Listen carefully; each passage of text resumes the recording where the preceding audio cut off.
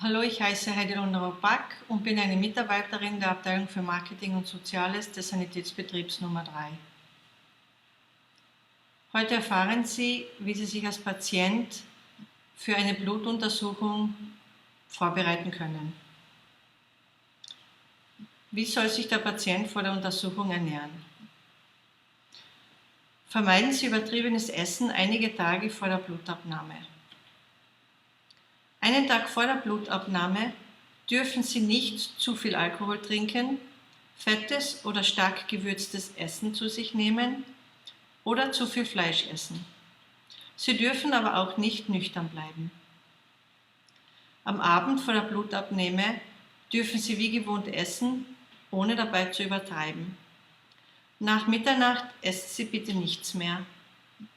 Wasser dürfen Sie trinken, da dieses die Blutwerte nicht verändert.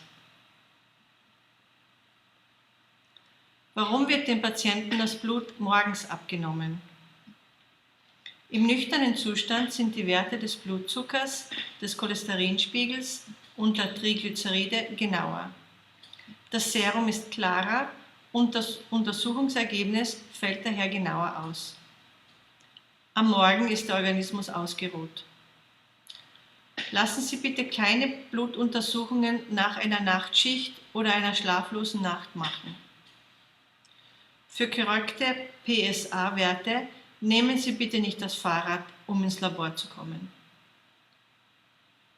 Darf der Patient vor der Blutabnahme rauchen? Nein. Sie dürfen vor der Blutabnahme auf keinen Fall rauchen, da einige Ergebnisse dadurch verfälscht werden können. Das Rauchen erhöht die Fettsäurewerte, einige Hormone sowie die weißen und roten Blutkörperchen. Was muss der Patient nach der Blutabnahme beachten? Drücken Sie den Wattebausch für einige Minuten fest auf die Einstichstelle. Halten Sie den Arm in ausgestreckter und nicht abgebogener Position. Massieren oder kratzen Sie sich nicht in der Nähe der Einstichstelle, da sich dadurch die kleine Koagulation lösen könnte und die Blutung wieder von neuem beginnt. Die Harnuntersuchung. Entsorgen Sie den ersten Teil des Harns, da Bakterien und Zellteile enthält.